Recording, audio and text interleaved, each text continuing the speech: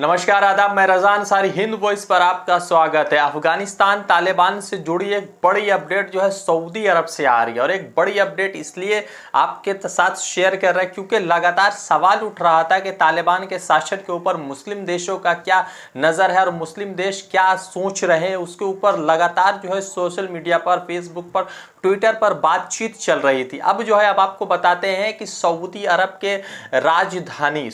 की राजधानी रियाद में एक प्रोग्राम होता है जिसमें उनके फॉरेन मिनिस्टर जो सऊदी अरब के मोहम्मद बिन फैसल बिन फरहान, उनके तरफ से एक प्रोग्राम, वर्चुअल प्रोग्राम को ऑर्गेनाइज किया जाता है जिसमें सऊदी अरब के तमाम तर जो मिनिस्टर्स होते हैं वो शामिल होते हैं, जिसमें मोहम्मद बिन फरहान बिन अब्दुल्ला जो है एक बहुत बड़ी बात कह जाते हैं और बात के साथ साथ जो है उन तमाम मुल्कों के जबान को बंद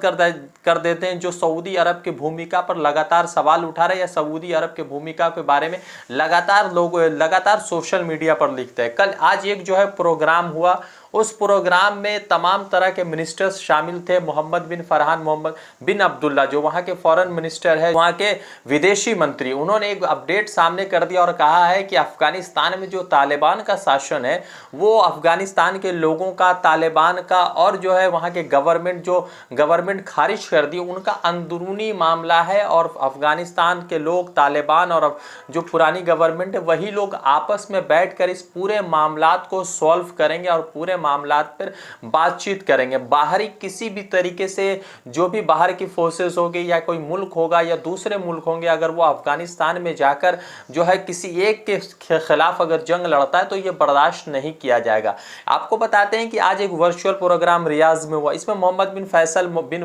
फरहान ने जो अपडेट दिया, जो विदेशी मंत्री है, वो अपडेट बहुत महत्वपूर्ण हो गया क्योंकि लगातार जिस तरह से 15 अगस्त के बाद से लगातार तालिबान का शासन आ गया और तालिबान के शासन के बाद से जिस तरह से इंडियन मीडिया ने तस्वीर दिखाई और कुछ और कथाकथित मीडिया ने जो तस्वीर दिखाई, वो तस्वीर कितनी सच है और कितनी झूठ है वो तो हम आपको फैक्ट चेक में बताते ही रहते हैं, मगर सवाल ये भी बहुत महत्वपूर्ण हो गया है कि अब तालिबान के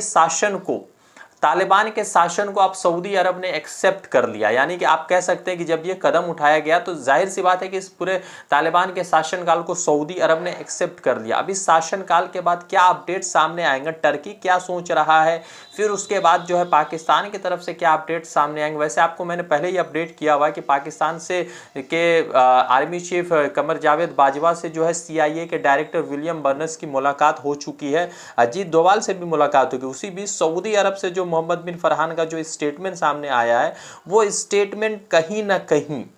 कहीं ना कहीं अफगानिस्तान गवर्नमेंट के लिए या तालिबान के लिए थोड़ा सा राहत ज़रूर पैदा करेगा, क्योंकि लगातार तालिबान का क्रिटिसिज्म चल रहा था, लगातार तालिबान के खिलाफ लोग बातचीत कर रहे थे। एक चीज़ और मैं आपके साथ शेयर करना चाहूँगा कि लगातार ये कहा जा रहा था कि अमेरिका को लेकर जो बाइडेन की भूमिका को, या उससे पहले आप कह सकते हैं कि डोनाल्ड ट्रंप को, ओबामा का, फिर उसके बाद जॉर्ज W बुश की भूमिका को लेकर लोग तो बातचीत कर ही रहे थे, मगर सवाल यह है कि 21 वर्षों तक, 20 वर्षों तक अफगानिस्तान में अमेरिका था, तो सवाल यह भी जरूरी हो गया कि अफगानिस्तान में अमेरिका ने 20 साल में किया क्या है। अगर वो तालिबान को खत्म ही करने गया था तो फिर तालिबान उभरा कैसे, और फिर अगर 9/11 के मामलात को लेते हुए,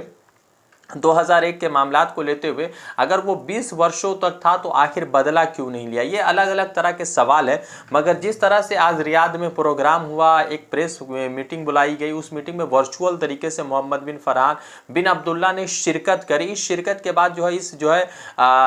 शामिल हुए, तो इस शिरकत के बाद बहुत सारे लोग अलग अलग तरह की बात सोच रहे हैं, मगर अफगानिस्तान के गवर्नमेंट के लिए, तालिबान के लिए थोड़ा सा आराम इसलिए क्योंकि कह दिया गया है कि किसी भी बाहरी जो मुल्क है, जो अफगानिस्तान के लोग नहीं है या कोई और भी बाहरी लीडर अफगानिस्तान के अंदरूनी मामलात में ढुक कर अगर किसी तरह की जो है चहलकदमी करती है तो वो बर्दाश्त नहीं की जाएगी। हिंद वॉइस के माध्यम से आपको जो है मिडिल ईस्ट और बाहरी दुनिया की खबरें दे रहे हैं, आपके साथ शेयर कर रहे हैं। आप हिंद वॉइस के साथ जुड़े रहें। शुक्रिया।